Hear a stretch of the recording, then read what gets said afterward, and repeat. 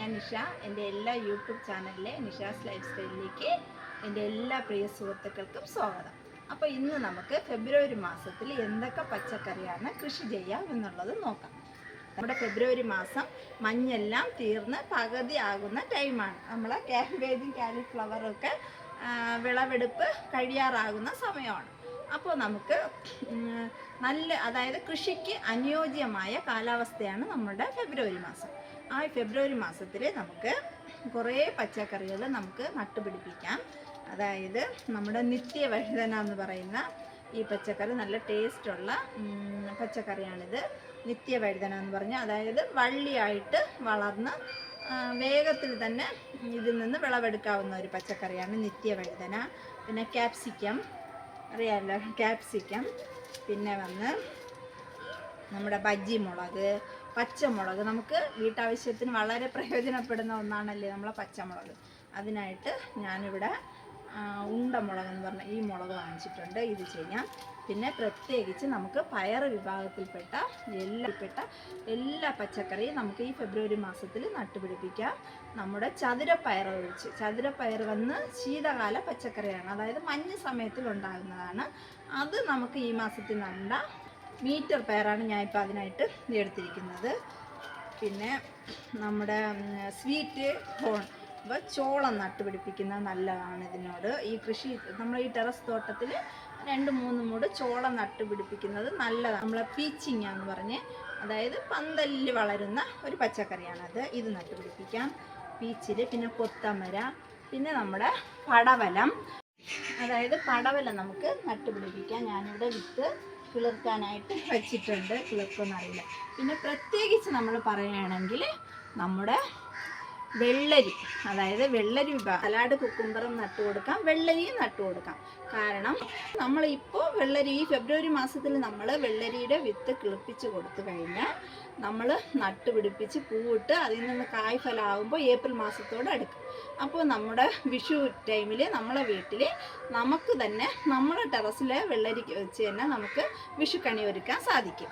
വെള്ളരി കിളിപ്പിച്ച് വെച്ചിട്ടുണ്ട്. ഇത് സാലഡ് വെള്ളരിയാണ്. ഇനി നാടൻ വെള്ളരി, അതായത് നമ്മുടെ സാമ്പാറിലും കറിക്കൊക്കെ എടുക്കുന്ന വെള്ളരിയും കിളിർപ്പിക്കാൻ വെച്ചിട്ടുണ്ട്. പ്രത്യേകിച്ച് നമുക്ക് ഇപ്പോൾ നട്ടുപിടിപ്പിക്കാവുന്ന ഒരു പച്ചക്കറിയാണ്, അതായത് നമ്മുടെ ചീരവർഗ്ഗങ്ങളെല്ലാം. ചീരയിൽ വെറൈറ്റി തന്നെ ഒത്തിരി വെറൈറ്റീസും ഉണ്ട്. അതായത് നമ്മുടെ പട്ടുചീര, സുന്ദരി ചീര, പിന്നെ പച്ചച്ചീര, വ്ളാത്തങ്കര ചീര, പിന്നെ ഒത്തിരി വെറൈറ്റിയിലുള്ള ചീര നമുക്ക് ഈ ഫെബ്രുവരി മാസത്തിൽ നമുക്ക് കൃഷി ചെയ്യാൻ സാധിക്കുന്നതാണ്. കാരണം നമ്മുടെ മഞ്ഞ് ടൈമിൽ മാറി നല്ല രീതിക്കുള്ള ചൂടിനി വർദ്ധിക്കും. അപ്പോൾ ഈ ഇലപ്പുള്ളി അസുഖങ്ങളൊന്നും ഈ ചീരയ്ക്ക് ബാധിക്കില്ല. അതുകൊണ്ട് ഇപ്പോൾ ഈ ചീര നട്ടുപിടിപ്പിക്കാൻ അനുയോജ്യമായ സമയമാണ്. അപ്പം ഞാൻ അതിനു വേണ്ടി കുറച്ച് 4-5 മൂട് ചീര വച്ച് പിടിപ്പിച്ചിട്ടുണ്ട്. അത് ഞാൻ ടെറസിലല്ല, കാരണം ഇത്തിരി സ്ഥലമേ ഉള്ളൂ, ഒത്തിരി പച്ചക്കറി കൃഷി ചെയ്യണം. അതുകൊണ്ട് ഞാൻ വീടിൻ്റെ പുറത്ത് കുറച്ച് സൈഡിലാണ് ഞാൻ കുറച്ച് ചീര നട്ടിരിക്കുന്നത്. അപ്പോൾ ഇതാണ് ഞാൻ നട്ടുപിടിപ്പിച്ചിരിക്കുന്ന ചീര. എൻ്റെ ചാനൽ ആദ്യമായിട്ട് കാണുന്നവരാണെങ്കിൽ ഒന്ന് സബ്സ്ക്രൈബ് ചെയ്തേക്കണേ.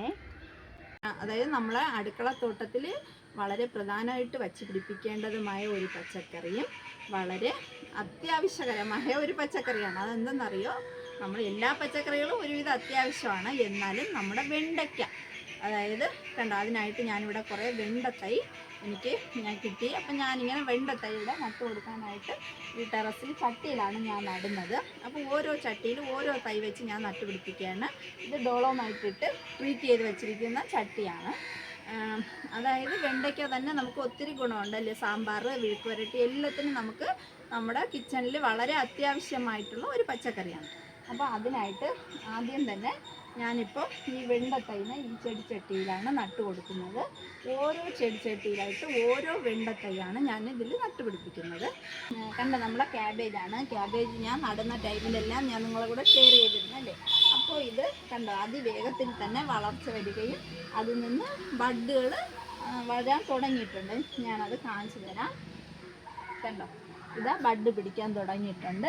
അപ്പോൾ ഇത് വളർച്ചയായില്ല, ഇനി 1 മാസത്തോളമെങ്കിലും ഇത് നിന്നാൽ തന്നെ, അതായത് ഇനിയാണ് നമുക്ക് ഈ പച്ചക്കറിക്ക് വളം കൂടുതലായിട്ട് ആവശ്യപ്പെടുന്നത്. ഇതാ വളർന്നു തുടങ്ങും തോറും ഇനി നമുക്കിതിലോട്ട് വളം നല്ല രീതിക്ക് അടുപ്പിച്ച് കൊടുക്കണം. അപ്പോൾ ഈ വളം അടുപ്പിച്ച് കൊടുക്കുന്നത് ഞാൻ നിങ്ങളിലോട്ട് ഷെയർ ചെയ്യാം. കണ്ടോ, ക്യാബേജ് 1 മാസത്തിന് മുമ്പാണ് ഞാനിത് നട്ട് കൊടുത്തത്. നിങ്ങളുടെ കൂടെ അതും ഞാൻ ഷെയർ ചെയ്തിരുന്നു. അപ്പോഴേ അത് നല്ല രീതിക്ക് പിടിച്ച് വരുന്നുണ്ട്. അപ്പോൾ ഇനി ഇതിനോട്ട് വളം വളരെ അത്യാവശ്യമാണ്. കാരണം വളർച്ച കൂടുന്തോറും ഇതിന് വളം ആവശ്യപ്പെടുന്ന ഒരു പച്ചക്കറി കൂടെയാണ് നമ്മൾ കാലിഫ്ലവർ. പിന്നെ നമ്മൾ തക്കാളി പറ്റി നടുന്നത് ഞാൻ നിങ്ങളെ കൂടെ ഷെയർ ചെയ്തിരുന്നു. കണ്ടോ, അപ്പോൾ ഈ തക്കാളിയും നല്ല രീതിക്ക് പിടിച്ച് വരുന്നുണ്ട്. കണ്ടോ, കുഞ്ഞ് തക്കാളിയായിട്ട് നടുന്നതിൽ നിങ്ങൾക്ക് ഞാൻ കാണിച്ചു തന്നത്. കണ്ടോ, ഇതിപ്പോൾ വളർച്ച വേഗത്തിലാണ്. ഇനി ഇതിൻ്റെ വളർച്ച വളരെ വേഗത്തിലായിരിക്കും കാണപ്പെടുന്നത്. പിന്നെ ഫെബ്രുവരി മാസത്തിൽ നമുക്ക് വച്ച് പിടിപ്പിക്കാവുന്ന ഒരു പച്ചക്കറിയാണ് നമ്മുടെ പാവൽ. ഞാൻ പാവലിൻ്റെ വീഡിയോ കഴിഞ്ഞ ഒരു വീഡിയോയിൽ ഇട്ടായിരുന്നു, പാവൽ നടുന്നതിനെ കുറിച്ചെല്ലാം. അപ്പോൾ ഫെബ്രുവരി മാസത്തിൽ നല്ല രീതിക്ക് വളർച്ച പ്രാപിക്കുകയും അതിൽ നിന്ന് നല്ല രീതിക്കുള്ള വിളവ് കിട്ടുന്ന ഒരു പച്ചക്കറിയുടെയാണ് നമ്മളെ പാവൽ. പിന്നെ പടവലം, എല്ലാ പടർന്ന് വളരുന്ന എല്ലാ പച്ചക്കറികളും നമുക്ക് ഈ ഫെബ്രുവരി മാസത്തിൽ നട്ടുപിടിപ്പിക്കാവുന്നതാണ്. കാരണം പാവലിനെ പ്രത്യേകിച്ച് വരുന്ന അസുഖം ഞാൻ പറഞ്ഞായിരുന്നു, കായ്ച്ച, പിന്നെ ആമവണ്ട്, ഇതൊക്കെ വളരെ വേഗത്തിൽ പിടിക്കുന്ന ഒരു പച്ചക്കറിയാണ്. നമ്മൾ നടുമ്പോൾ കുറച്ച് കീടനാശിനി അടിച്ചു കൊടുത്താൽ മതി. നമുക്ക് നല്ല രീതിയിൽ തന്നെ ഇവിടെ സെറ്റ് ചെയ്തിട്ടില്ല, നിങ്ങൾ കണ്ടു കാണാം. നമ്മൾ ആവശ്യത്തിനുള്ള പച്ചക്കറി നമ്മളെ ടെറസിൽ നിന്ന് കിട്ടുന്നുമുണ്ട്. അതിനായിട്ട് ഞാൻ ഇതുപോലത്തെ കയറ് വാങ്ങിയാണ് ഇങ്ങനെ കയറുകളിലോട്ട് ജോയിൻറ്റ് ചെയ്ത് കെട്ടിയിരിക്കുന്നത്. കണ്ടോ, ഇതാണ് നമ്മളെ കുറ്റിവാളരി. ഇത് നല്ല ടേസ്റ്റ്, ഫൈബർ കണ്ടൻറ്റ് കൂടുതലുള്ള ഒരു പച്ചക്കറി കൂടെയാണ്. വിറ്റാമിൻ ഒത്തിരി അടങ്ങിയിരിക്കുന്ന ഒരു പച്ചക്കറിയാണ്. ഇതിന് ഇനി വളം ഇട്ട് കൊടുക്കണം. അപ്പോൾ ഞാൻ വളം ഇടുന്ന ടൈമിൽ നിങ്ങളുടെ കൂടെ ഷെയർ ചെയ്തേക്കാം. വെണ്ട നടാനായിട്ട് സെറ്റ് ചെയ്ത് കൊടുത്തിരിക്കുന്നത്. അപ്പോൾ ഇവിടെ നമുക്ക് നട്ടുപിടിപ്പിക്കാം. ചട്ടിയിലോട്ട് ഈ അളവിനിട്ട് ഒന്ന് സെറ്റ് ചെയ്ത് കൊടുക്കണം. കാരണം നമ്മുടെ മണ്ണിൻ്റെ അസിഡിറ്റിയെ കുറയ്ക്കാനാണ്. ഇത് ഡോളോമൈറ്റാണ്, കുമ്മായം ഇല്ല. കുമ്മായം ഇട്ട് ട്രീറ്റ് ചെയ്യുന്ന ചട്ടിയിലോട്ട് ഉടനെ നമ്മൾ പ്ലാന്റ് ഡയറക്റ്റായിട്ട് ഇതിലോട്ട് നട്ട് കൊടുക്കരുത്. ഇത് ഡോളോമൈറ്റാണ്. ഈ ഡോളോമൈറ്റ് ഇട്ട് കഴിഞ്ഞ് നമുക്ക് ഉടനെ തന്നെ നമുക്ക് ഈ പ്ലാന്റിനെ ചെടിച്ചട്ടിയിലോട്ട് നമ്മൾ ഏതൊരു മണ്ണിലാണോ നമ്മൾ ട്രീറ്റ് ചെയ്ത് വെച്ചിരിക്കുന്നത് നട്ട് കൊടുക്കാം. പക്ഷെ വയ്ക്കുമ്പോൾ എപ്പോഴും വിത്തുകൾ നമ്മൾ ഏത് പാത്രത്തിലോട്ടാണ് നടുന്നത് അതിൽ വിത്ത് തന്നെ ഡയറക്റ്റായിട്ട് നമ്മൾ മണ്ണ് ട്രീറ്റ് ചെയ്ത് കഴിഞ്ഞിട്ട് വിത്ത് അതിൽ തന്നെ ഏത് ചട്ടിയിലോ നട്ടുപിടിപ്പിക്കാൻ സെലക്ട് ചെയ്യുന്ന അതിൽ തന്നെ ഡയറക്റ്റായിട്ട് നമുക്ക് അതിൽ നട്ടുപിടിപ്പിക്കാം. കാരണം ഇതെനിക്ക് എൻ്റെ ഒരു ഫ്രണ്ട് തന്നതാണ്. അപ്പം അതുകൊണ്ടാണ് ഞാനിപ്പോൾ ഈ ചട്ടിയിൽ സെലക്ട് ചെയ്തതിൽ നട്ട് വെച്ചത്. അതായത് വെണ്ട നടുന്നത് ഇപ്പോൾ നമ്മൾ തക്കാളി നടുന്നത് പോലെ തന്നെ താഴ്ത്തി തന്നെ നമുക്ക് നട്ടുപിടിപ്പിക്കാം. കണ്ടോ, അങ്ങനെ താഴ്ത്തി തന്നെ നട്ടുപിടിപ്പിക്കാം. ഞാനിപ്പോൾ ഇതിലോട്ട് വെള്ളവും കൂടെ നമ്മൾ തളിച്ചു കൊടുക്കാം. ഇപ്പോൾ ഞാൻ എപ്പോഴും പറയുന്നത് തന്നെ സന്ധ്യ സമയമാണ്. ഞാനിപ്പോൾ ഈ സമയമാണ് സെലക്ട് ചെയ്തെടുത്തിരിക്കുന്നത്. കാരണം എപ്പോഴും നമ്മൾ തൈകൾ നട്ടുപിടിപ്പിക്കാൻ വൈകുന്നേരം സമയമാണ് നല്ലത്. അപ്പോൾ തന്നെ രാവിലെ വരുമ്പോൾ നമ്മളെ പച്ചക്കറി നല്ല ഫ്രഷായിട്ട് നിൽക്കും. ഇതിന് കൂടുതലായിട്ട് വലിയ രീതിക്കുള്ള അസുഖമൊന്നും നമ്മളെ വെണ്ടയ്ക്കില്ല. എന്നാലും മഞ്ഞളിപ്പ്, ഈ ഇലകളിലൊക്കെ മഞ്ഞളിപ്പ്, വെള്ളീച്ച പരത്തുന്ന ഒരു അസുഖമുണ്ട്. അതായത് ഈ ഇലയിലൊക്കെ വെള്ളീച്ച സ്പ്രെഡ് ചെയ്ത് വരും. അതിന് നമുക്ക് നല്ല രീതിക്കുള്ള ജൈവ കീടനാശിനിയോ വിവേറിയോ എന്തെങ്കിലും അടിച്ചു കൊടുത്ത് നമുക്ക് ഈ കീടങ്ങളെ തടയാം.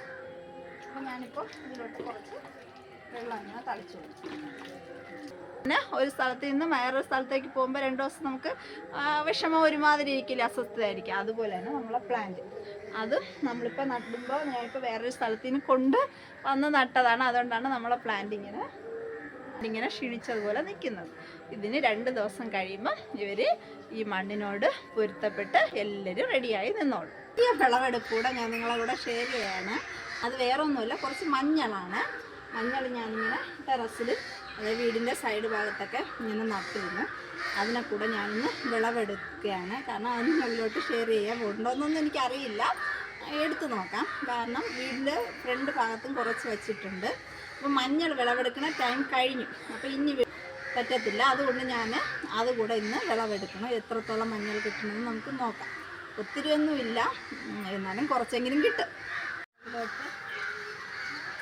വെറുതെ കൊണ്ടിങ്ങനെ നട്ടു വെച്ചതാണ്. ഒരു പരിചരണവും ഇല്ല ഈ മഞ്ഞളിനെ ഒന്നും കാണാനില്ല. അതിലുണ്ട് വളമൊന്നും കൊടുക്കാതെ വെറുതെ നട്ടു വെച്ചതാണ്. ഇതിലുണ്ട്, ഇതിൽ കുറച്ചുണ്ട് കേട്ടോ. പിന്നെ വലിയ രീതിക്കുള്ള പരിചരണമൊന്നുമില്ല, വെറുതെ എങ്ങനെ നമ്മൾ മണ്ണിൽ കൊണ്ട് നട്ടാലും മഞ്ഞൾ ഇറങ്ങി. വിളവിട്ട് ചാണകപ്പൊടി കൊടുക്കും. കുറച്ചിറങ്ങിയിട്ടുണ്ട്. പിന്നെ അടുത്ത കാലത്ത് വെച്ച് കൊടുത്തതാണ്. ഒരു വിത്ത് ഇങ്ങനെ കിടന്നപ്പോൾ ഞാൻ എടുത്ത് അതിലോട്ട് വെച്ച് കൊടുത്തു. പക്ഷെ ഞാൻ മഞ്ഞൾ ഇവിടെയൊക്കെ നട്ടതിൻ്റെ ടൈം ഒരുപാട് ലേറ്റായാണ്. അതാണ് വലിയ രീതിക്കുള്ളത്. നമുക്കിതൊക്കെ ധാരാളം കിട്ടുമ്പോൾ ഒത്തിരി അധികം കിട്ടും. കണ്ടോ, ഇപ്പോൾ കുറേ ഇറങ്ങിയിട്ടുണ്ട് കേട്ടോ. ഞാനിപ്പോൾ നിങ്ങളെ കാണിച്ചില്ലേ, ഒരു ഗ്രോ ബാഗിൽ, അതായത് ഒരു ചെറിയ ഗ്രോ ബാഗിലാണ്, 9x9 ഇഞ്ച് അളവിലുള്ള ഗ്രോ ബാഗിലാണ് ഞാനിപ്പം നട്ടുപിടിപ്പിച്ചത്. ഈ അളവിനുള്ള ഒരു മഞ്ഞളാണ് ഞാൻ ഇതിലോട്ട് വച്ചു കൊടുത്തത്. അപ്പോൾ മഞ്ഞൾ എത്രത്തോളം പിടിച്ചിരിക്കുന്നത് കണ്ടില്ലേ, കണ്ടോ. ഇതുപോലെയാണ് നമ്മളെ വിളവെടുപ്പ്. അത്യാവശ്യം ഞാൻ പ്രതീക്ഷിച്ചതിനെക്കാട്ടിലും എനിക്ക് മഞ്ഞൾ കിട്ടിയിട്ടുണ്ട്. ഇതിപ്പോൾ ഞാൻ ടെറസിൽ വെച്ചതാണ് 4 ഗ്രോ ബാഗിലോട്ട്. ഇനി പുറത്ത് വീടിൻ്റെ സൈഡ് ഭാഗത്ത് കുറച്ചുണ്ട്, അതുകൂടെ വിളവെടുക്കണം. കാരണം വിട്ടിരുന്ന മഞ്ഞൾ വിളവെടുക്കണം. അതിൻ്റെ ഫ്രണ്ട് സൈഡിൽ ഞാനിങ്ങനെ കുറച്ച് മഞ്ഞൾ എല്ലാ വർഷവും നട്ടുപിടിപ്പിക്കും. അതുപോലെ നട്ടുപിടിപ്പിച്ചതാണ്. പക്ഷേ ഇത് ഞാൻ നട്ടുപിടിപ്പിച്ചതിന് ഒരു പ്രത്യേകതയുണ്ട്. ഇത് മൺചട്ടിയിലാണ് നട്ടിരിക്കുന്നത്. അതായത് മഞ്ഞൾ, തുളസി ഇതൊക്കെ മൺചട്ടിയിൽ നട്ടു കൊടുക്കുന്നതാണ് ഏറെ ഉത്തമം. അതുകൊണ്ടാണ് ഞാൻ പൊട്ടിപ്പോയി. മഞ്ഞളുണ്ട് അകത്ത്, പക്ഷേ ഞാൻ ഉണ്ടോ മഞ്ഞൾ ഒത്തിരി ഉണ്ട്. ഇതാണ് നമ്മളെ കസ്തൂരി മഞ്ഞളാണ്. നല്ല മണം.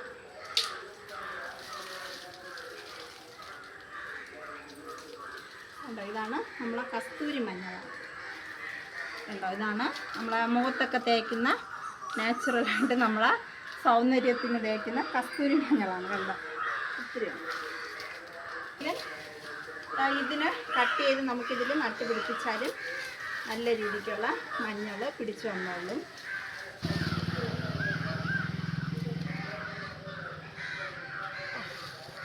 മണ്ണിൽ നടുന്നതാണ് നല്ലത് കേട്ടോ, ഗ്രോ ബാഗിനെക്കാട്ടിലും. എന്താ, മണ്ണിൽ നട്ടു കൊടുത്തപ്പോൾ എത്രത്തോളം മഞ്ഞൾ കിട്ടിയെന്ന് നോക്കണം. കണ്ടോ, ഒത്തിരി ഉണ്ട് ഇതിൽ. എന്താ, ഇത് ഞാൻ മണ്ണിൽ, ഇവിടെ എനിക്ക് സ്ഥലപരിമിതി കുറവുണ്ട്, ഈ സൈഡ് ഭാഗത്ത് ഇങ്ങനെ ഒരു ചെറിയ കഷ്ണം വെച്ച് പിടിപ്പിച്ചതാണ്. കണ്ടോ, ഇത്രത്തോളം കിട്ടിയിരിക്കുന്നു. അടുത്ത് ഇവിടെ ഇതിപ്പോൾ വിളവെടുത്തില്ലെങ്കിൽ ഇതിവിടെ കിടന്ന് തീർക്കും. നമ്മളെ കപ്പ മുഖത്ത് പോയിട്ടുണ്ട്. അപ്പം ഞാൻ മനസ്സിലാക്കിയത്, ഗ്രോ ബാഗിൽ നടുന്നതിനെക്കാട്ടിൽ നമ്മളെ മണ്ണിലാണ് ഒത്തിരി വിളവ് കൂടുതൽ കിട്ടുന്നത്. ഇത് ഇത്രയും ഞാൻ മണ്ണിൽ നട്ടപ്പോൾ കിട്ടിയതാണ്. അവിടെ ഒരു മൂടുണ്ട്, അത് ഇളക്കാൻ പറ്റില്ല. ഞാനിപ്പോൾ രണ്ടാമതായിട്ട് അത് താനെ കിളിർക്കപ്പം എടുക്കാം.